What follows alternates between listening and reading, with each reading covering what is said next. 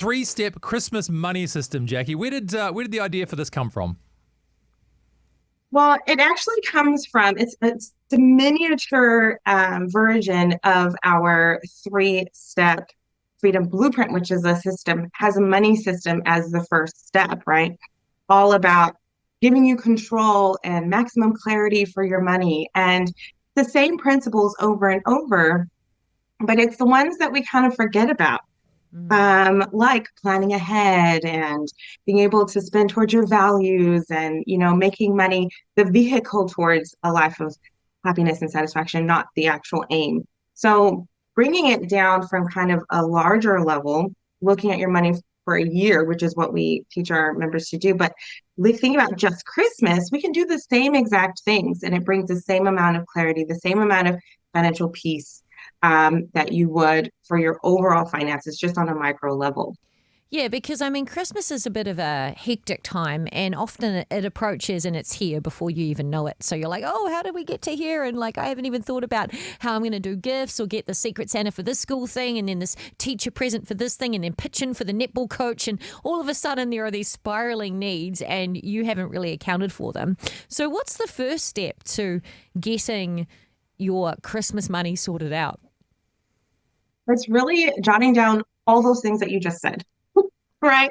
Think about what is it that you're really wanting your Christmas to be. Think about your habits, your traditions. How do you want to feel? What does that mean you're going to be doing? And then writing down how much is that going to be, right? Some of the things that you do may not cost, much money. But many of the things we do. Even I think for years I was using this system, but I always forgot to put in the extra donations that we do during this time, right?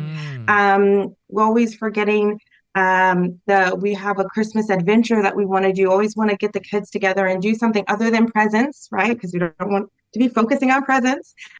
So all those other things outside of maybe just the core traditional activities that you do, like gift giving and coming together with family, what are those traditions and habits that you actually want to have?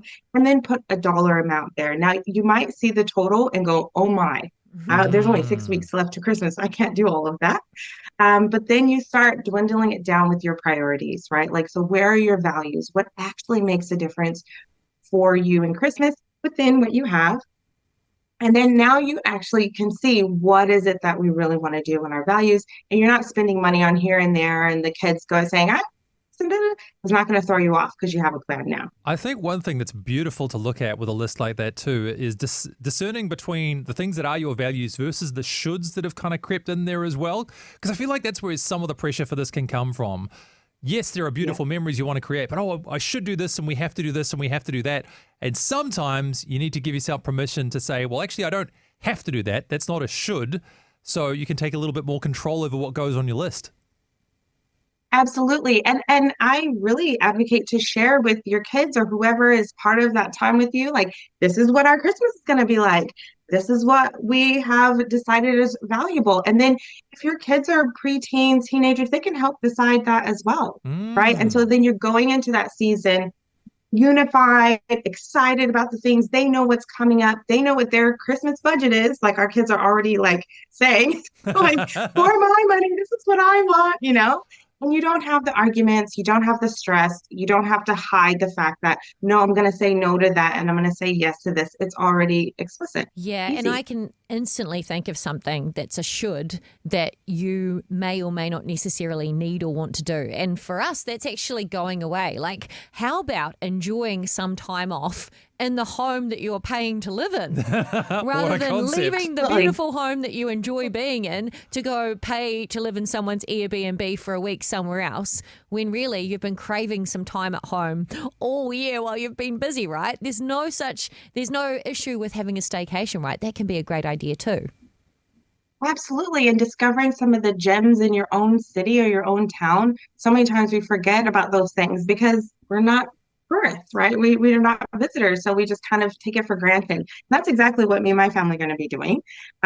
This summer, we're going to be enjoying Wellington and Otaki, where my in-laws are. And just enjoying the gems that are there. And again, it's about values. You'll enjoy that time way more when it's a valuable time. Yeah. All right. And Jacque, also, once you've looked at everything that you want to do and you've gone, okay, we are doing this, and you've kind of priced it up, what's the next step?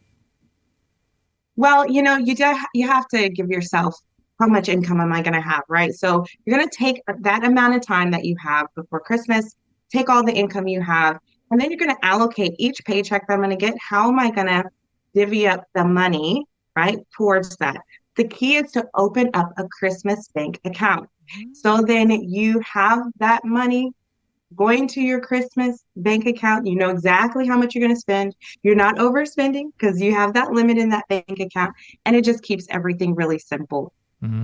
Well, I think what I love about this the most is it takes away that whole feels bad aspect that can come with Christmas, and not particularly Christmas, but maybe, the weeks after Christmas into New Year's where that post-Christmas remorse kicks in.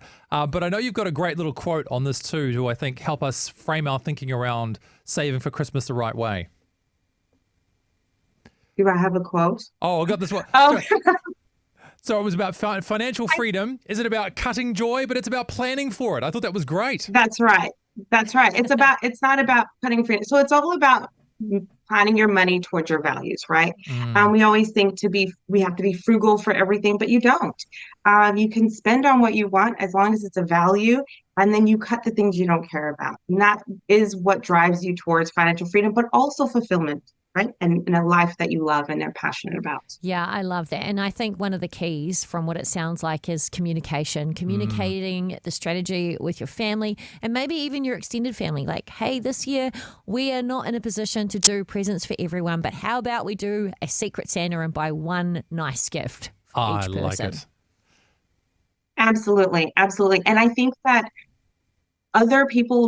we put on ourselves that other people are going to be disappointed or upset more than they actually care about. Because at the end of the day, we actually value each other in our relationships, right? And even if your kids are upset that they don't get all the things that they want, we've never had our kids push back to say, oh, we have less this year. We just tell them we have less this year, and this is what we're going to be doing. And they just jump on board because they've been a part of those money talks throughout the time that we've been planning like this. And so now they're really used to it, and it makes it just so much easier. Brilliant. Jacque, this is wonderful stuff. And we know that through Futurebound, you share a lot of this wisdom with people too. So if people need your assistance and services, what's the best way they can contact you?